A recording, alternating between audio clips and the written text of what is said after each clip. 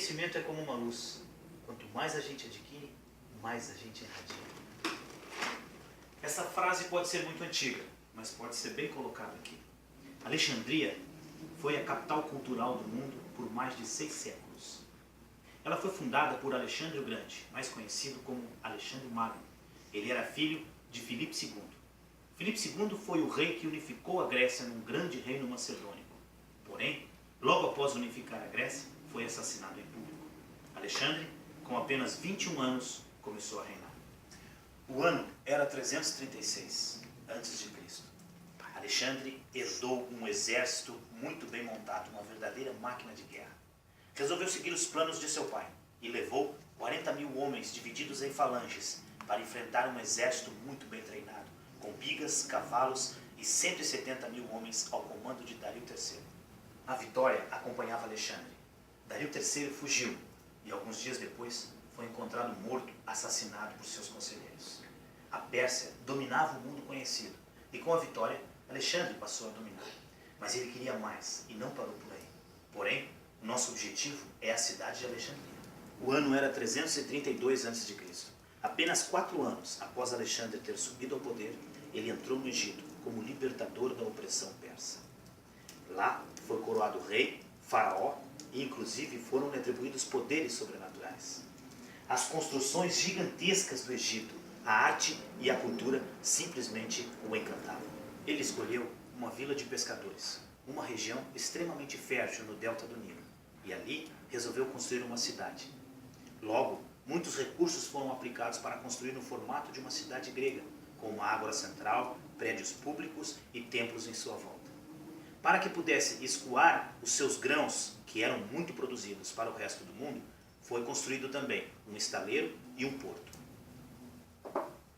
Mas assim como sua ascensão foi rápida, sua morte também. No dia 10 de junho de 323, um mês antes de completar 33 anos, Alexandre morreu.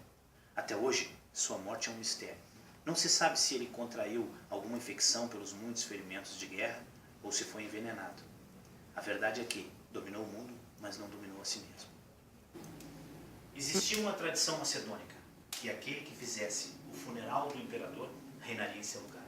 Então, Ptolomeu, um dos seus 4 generais e conselheiros, assaltou o cortejo fúnebre e roubou o corpo de Alexandre e levou da Babilônia para o Egito. Lá, Alexandre foi mumificado e Ptolomeu tornou-se o guardião do corpo de Alexandre e também da cidade de Alexandria. Sob o domínio de Ptolomeu, a cidade foi expandida e ampliada e embelezada. Logo tornou-se a capital do país. Ptolomeu trouxe filósofos, astrônomos, pensadores, escribas de todas as partes do mundo. O conhecimento era copiado e ampliado.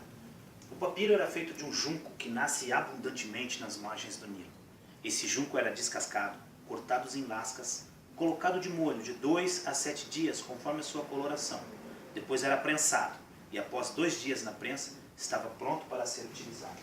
Quando o navio aportava nos portos de Alexandria, o primeiro procedimento do capitão era juntar os rolos de papiro e pergaminho que possuíam e entregarem para os escribas. Estes rolos eram copiados e a cópia era entregue para o capitão, mas o original ficava na grande biblioteca. De Jerusalém, Ptolomeu mandou chamar 70 judeus. Eles trouxeram os seus rolos da história hebraica, traduziram para o grego koiné, ou grego comum. E esta é a primeira versão de Bíblia que você tem notícia, chamada Bíblia Septuaginta ou Bíblia Alexandrina. Da Babilônia, Ptolomeu trouxe o sistema sexagesimal. Esse sistema é aquele que divide a Terra em 360 graus e também as horas em 60 minutos, os minutos em 60 segundos. Eles tinham ainda uma outra divisão em terceiros. Hoje, passamos para o sistema centesimal. O Egito tinha exímios matemáticos, arquitetos, engenheiros. Enfim, o conhecimento era trazido de todas as partes do mundo. Ptolomeu, pelo fato de ter tantas cópias do conhecimento, teve que fazer uma biblioteca para guardar todos esses papiros. Ele também construiu um museu. Aliás, o museu não é como hoje conhecemos. Na Grécia, existiam 9 musas, que eram as guardiãs das artes. Um lugar onde essas musas eram guardadas e também as suas artes eram estudadas, era considerado um museu. Além da biblioteca e o museu, Ptolomeu também ordenou a construção de um grande farol. Uma ilha bem próxima ao continente foi escolhida, de nome Faros. Este é o primeiro farol que se tem notícia. Ele tinha 130 metros de altura. Sua base era quadrada. Seu segundo pavimento, octagonal. E o terceiro, circular. Conta-se que a mais de 50 quilômetros poderia ver a sua luz durante a noite e a sua fumaça durante o dia. A arte e a ciência floresciam na cidade.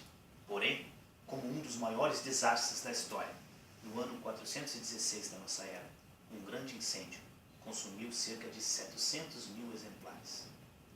Enfim, o conhecimento virou cinza. O farol iluminou por 1600 anos, enfrentando ondas, tempestades e tremores. Mas no século XIII, um tremor acabou de vez com ele e terminou a última lembrança de uma era clássica. O conhecimento é como um farol. Quanto mais a gente adquire, mais a gente deve irradiar. Logo, nós seremos professores e devemos irradiar o conhecimento que temos. Porém, para irradiar, nós precisamos ter esse conhecimento.